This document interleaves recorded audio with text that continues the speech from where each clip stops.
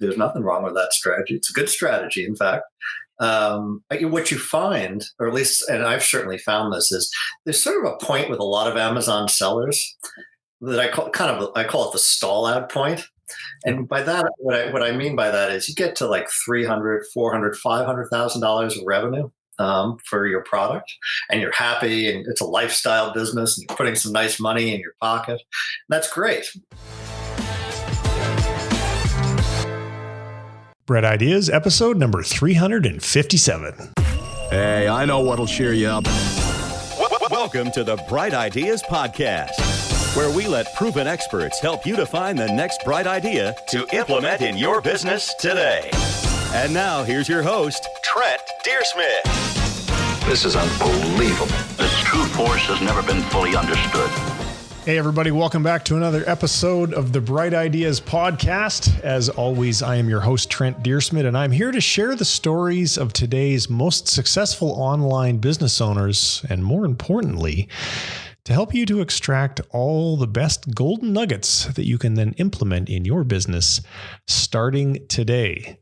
So before we welcome my guest Mark on for today's episode, a couple of quick housekeeping items. Number one, if you are into e-commerce, which you probably are because you're listening to this show, and you want to be more successful, I would strongly encourage you come and become a member of our e-commerce Founders Facebook community, and you can get to it at brightideas.co/Facebook.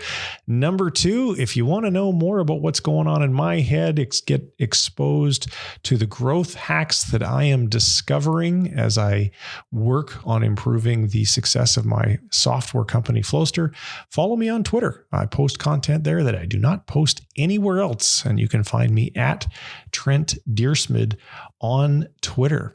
And finally, a word from our sponsor. Today's episode is brought to you by Flowster. If you run an e-commerce business and are struggling to effectively delegate your highly repetitive work to your team, Flowster's workflow management software and pre-made e-commerce playbooks make hiring, training, and delegating to your team an absolute breeze. Check it out today at flowster.app. On the show with me today is Mark Lewin, president and co-founder of Sorfeo, an e-commerce company focused on acquiring Amazon private label brands. Previously, Mark was the managing director of JEM Partners, which used data analysis to create popular consumer products and then distribute them via a global network of interconnected e-commerce platforms. Mark is also the owner of his own private label brand that he created from scratch, and also the author of a book called The $500 Startup on Amazon: How a Dad of Three Launched a Business on Amazon and Escaped the Hamster Wheel of 9 to 5. Please join me in welcoming Mark to the show. Hey, Mark, welcome to the show. Good to have you here. Nice to meet you, Trent, and thanks for having me on the show. No problem at all. So let's talk about this clever little idea that you have for coming up with new product ideas that has something to do with the patent office. So tell me a little bit about that. Well, I've been an Amazon seller for the better part of 5 years. And a few years ago, I was trying to figure out, what I could do that might be a little bit different, that I didn't think other people might be doing, or at least I wasn't aware of it if they were. And one of the things I sort of tripped across was sort of this idea of finding products with expired patents and then basically recreating my own version. And the way it kind of came about was I basically tripped across this product, which was made by a company called Kids Fly Safe, which was a kind of a safety harness for kids on airplanes. Yep. And the price was just outrageously high for what it was, which was basically a glorified seatbelt. And so it just made me kind of curious, why were they charging $80 for this little seatbelt thing? And so I just out of curiosity, I started researching the product. And the first thing I did is I found basically the exact same product on Alibaba for $5. So I was like, how is it that this thing is selling for $80? And, I thought, well, I wonder if there's IP on this, intellectual property, that is. Mm-hmm. And I pretty quickly found the patent at the U.S. Patent Office and looked at, and the first thing I noticed was, oh, this is interesting. The patent has expired, and but it only expired relatively recently. So what I realized pretty quickly was that the reason they could charge, $80 for this thing that you could get for $5, really had to do with the fact that people didn't realize that the patent had expired and that they were able to charge a premium for it.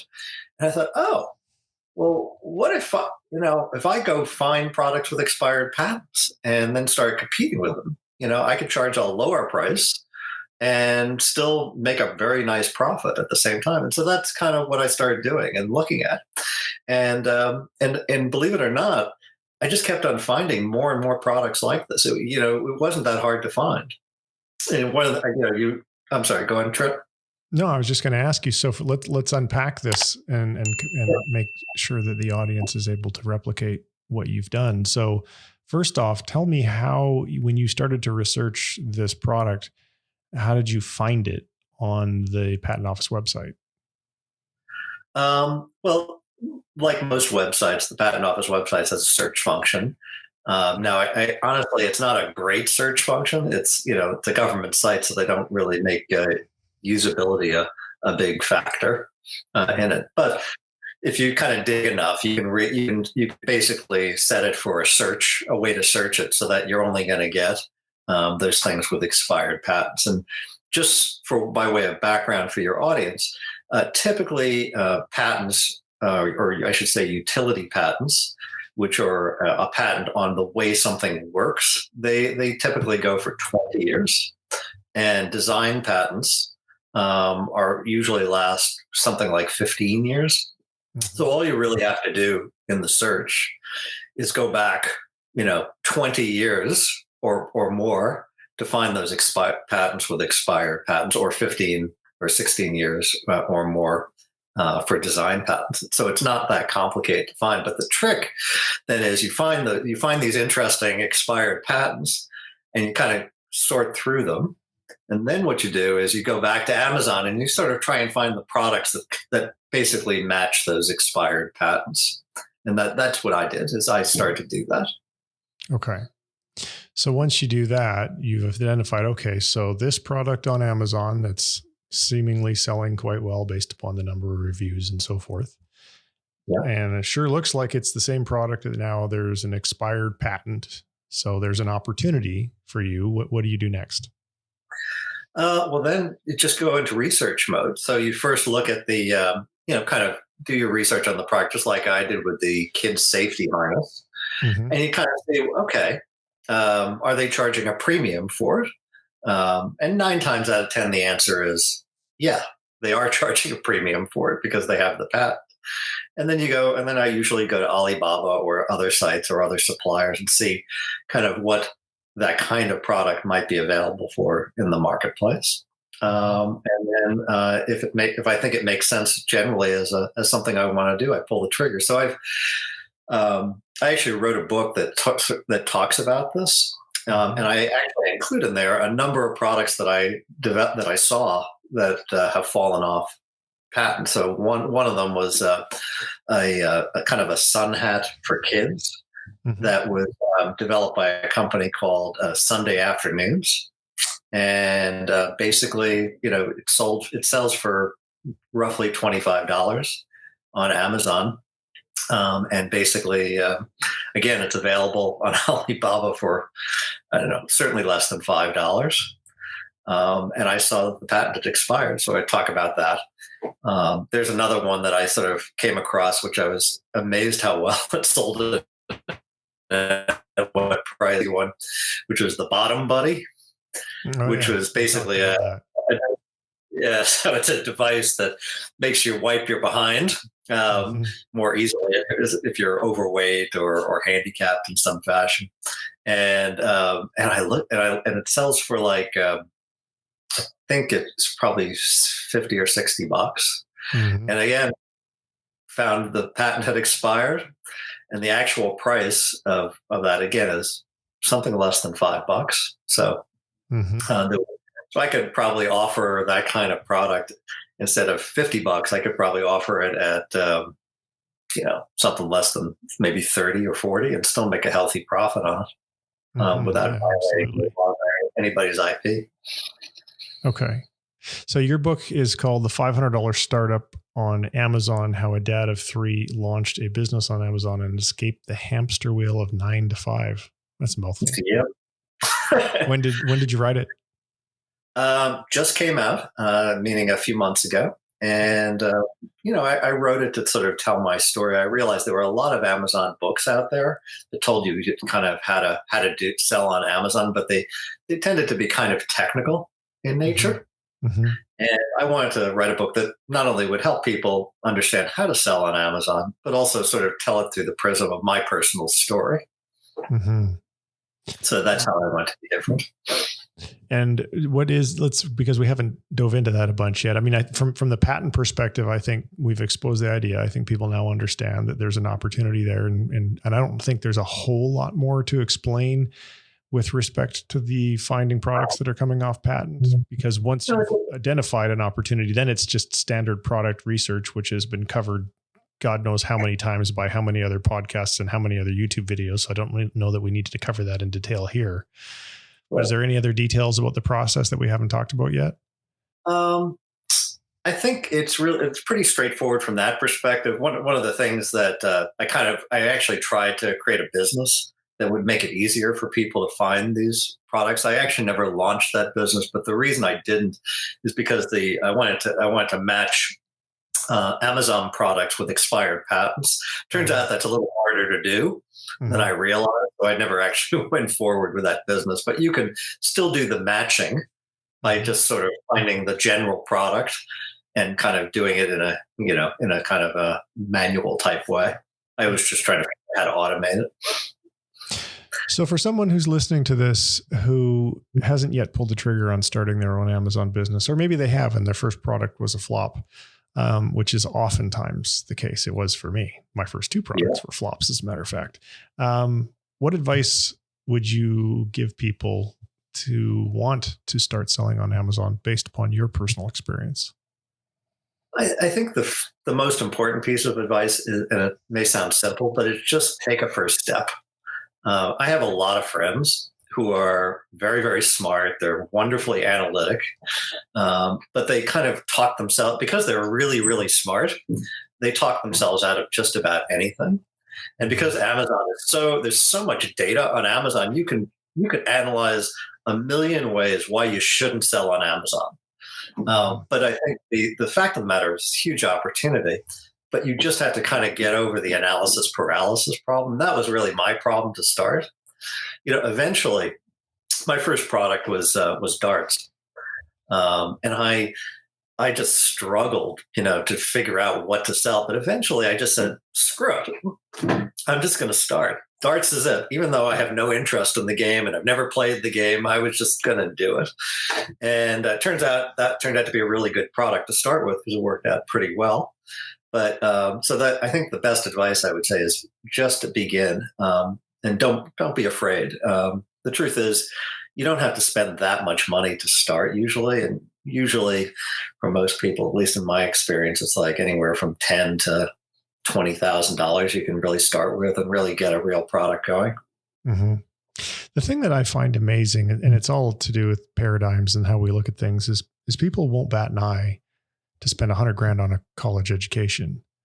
But when it comes to starting their own business, be it on Amazon or on anywhere, they're looking for the perfect idea, the idea with no chance of failure whatsoever, which no such idea exists.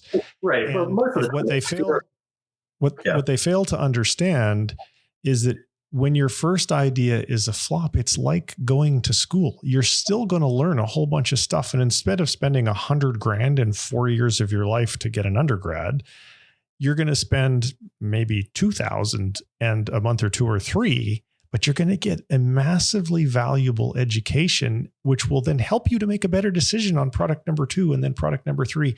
But people don't think that way. I want the perfect home run product from the get-go, or I'm just going to sit on my couch and analyze stuff forever.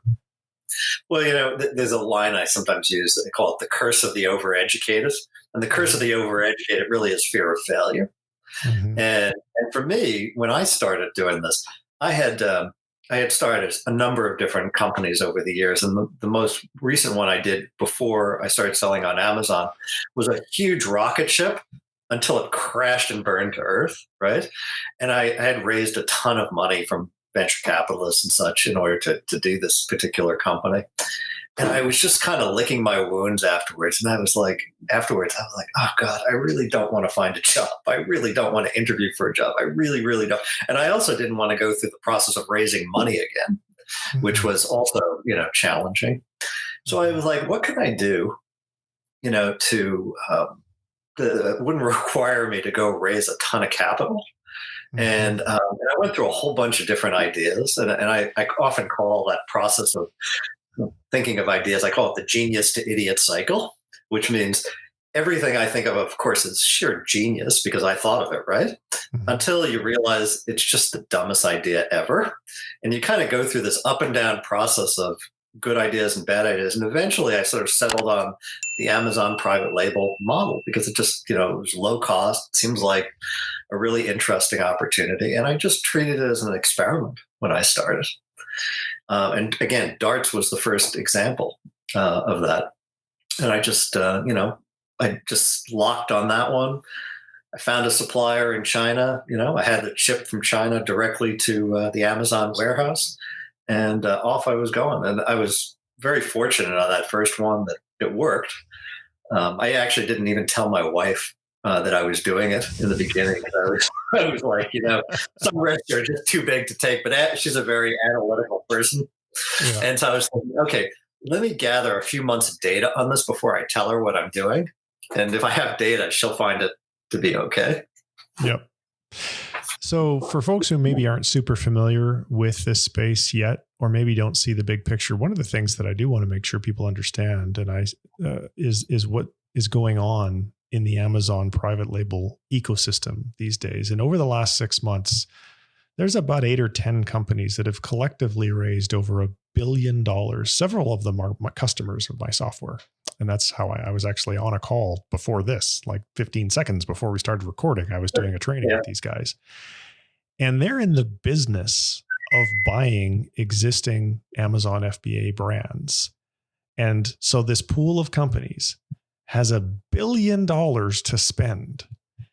And the ramifications of that for you, when I say you, I mean the audience who's listening to my voice right now, if you can build a successful, even a single product company, these guys will buy it. So even if you don't want to run something forever, I mean, you could literally spool up a business and in 18 to 24 months, sell it for what it would have earned you over the next, say, 3 years. If you do the math on that, it can be a very, very compelling business. And guess what? Once you've done it once, you'll have the confidence to do it again and again and again and again. And these companies aren't going away anytime soon. They're going to be buying businesses. It's called a roll-up. That's the financial lingo for it. They're going to be doing this for some time yet. So there's a tremendous opportunity. Well, funny you mention that because that's my next business. And so I've actually gone out and raised money to buy businesses like mine. And you're right. It's an amazing opportunity because, I mean, it's just, you just have to do the math to realize how big an opportunity it is because there are, I don't know, there are probably 8 million sellers out there today. And they're probably anywhere from 2 to 500,000 of them sort of fit into the sweet spot of a lot of these roll-up companies. And that by sweet spot, I mean anywhere from a few $100,000 of annual revenue to many millions. Mm-hmm. And so you have all this money flooding into that market to buy these little businesses. And typically they buy them for roughly what's known as seller discretionary earnings, which is basically, what it costs to run the business without, you in the business. And so it's a great opportunity for people to, build up a small brand and then, sell it. In fact, today I just bought my first Amazon business, relatively small one, and I paid the 3 times seller discretionary earnings for it. And then we're going to obviously try and improve it and grow that revenue beyond where it is today. So what, without disclosing anything you don't want to disclose, what'd you buy? I'd rather not tell you what the product is. Yeah, but I don't have to say that. But it's a relatively small one because we wanted to basically show how much you can really improve the earnings and revenue for these businesses. And there, a lot of people who want to sell potentially can do so by posting them on one of the brokerages. Yeah. They can contact us as well. We're one of them. The company's called Sorfeo.com. But I think it's a great opportunity for your audience to, invest a relatively modest amount of money to build a sort of a mini brand. And then very likely, if you have any kind of real success with it, and by real success, I just mean, prove the market fit, prove the market wants what you're selling. Then it's very likely one of these roll-up companies will come your way and want to buy you. So how about this as a strategy? And I'm literally spitballing as we go. So whether somebody in my audience is thinking, I'd like to sell my company to a roll-up company. That sounds cool, but I don't want to launch any products from scratch. What if I was to look on Amazon for products that had a high review rating, but not very many reviews?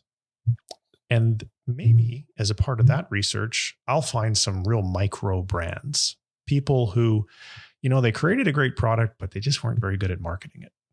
And I look at their marketing on Amazon and I can see the deficiencies in their marketing, and I can see that there's no ad campaigns running or what have you. And maybe the people that launch these things are kind of burnt out or they're off doing other things and it's just kind of sitting there. Why wouldn't I use that to buy a couple of micro brands, squish them all together, streamline operations, grow sales a little bit, and then turn around and sell it 18 months later to a roll-up company like you? What's wrong with that strategy? There's nothing wrong with that strategy. It's a good strategy, in fact. What you find, or at least, and I've certainly found this, is there's sort of a point with a lot of Amazon sellers that I call it the stall out point. And by that, what I mean by that is you get to like $300,000, $400,000, $500,000 of revenue for your product, and you're happy, and it's a lifestyle business, and you're putting some nice money in your pocket. That's great.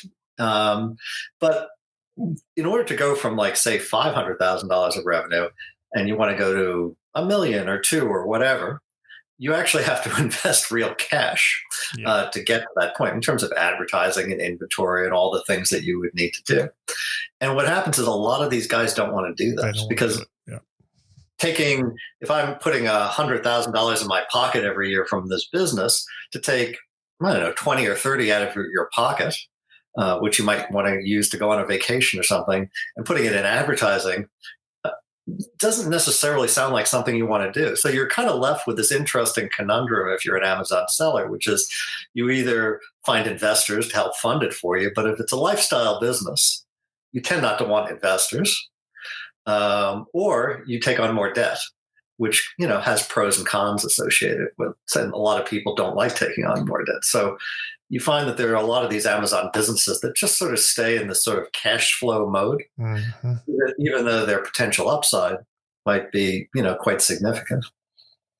And yet they're not maybe large enough to catch the attention of the roll-up companies. So they're these diamonds in the rough, and all you have to do is be an explorer and go around and find them. I know from my perspective, is if I was aspiring to build, obviously I'm running a software company, so I'm not launching a private label brand anytime soon, but I don't think I would launch one. I think I would do what I just described, because I know how plentiful those assets are. And I also know from doing my Amazon reseller business that the research process could be completely systematized and largely handled to a VA for the first round of research. And then that VA would then give me a short list of things that I would review according to whatever criteria I had. That's right. All right, Mark. Well, it's been a pleasure to have you on. So folks, there will be links in the show notes for this episode. I don't know the episode number just yet, but in post-production, I'll end the episode and there will be an episode number. So you'll be able to come there. And if you need to get a hold of Mark, the easiest way for people to get in touch with you is? You can reach me by email, mark.lewin, Lewyn, at Sorfeo, SORFEO.com. Wonderful. Mark, it's been a pleasure to have you on. Thank you so much for making some time. I appreciate your time. Well, that's it for today's episode. If you enjoyed this episode, I would love it if you would take a moment and like, rate, and review it on your favorite podcast listing app. To get to the show notes for today's episode, go to brightideas.co/357. Thanks very much for tuning in. We'll see you in another one soon. Take care. Bye-bye. Thanks very much for listening to the Bright Ideas Podcast. Check us out on the web at brightideas.co. All right, show's over. I'm tired.